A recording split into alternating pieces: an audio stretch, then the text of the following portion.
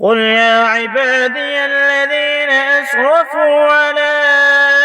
أنفسهم لا تقنطوا من رحمة الله إن الله يغفر الذنوب جميعا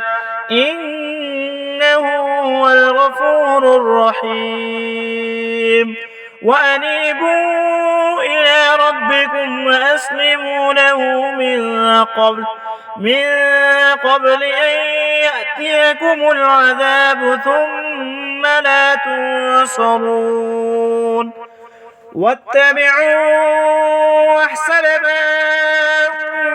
أنزل إليكم من ربكم من قبل أن يأتيكم العذاب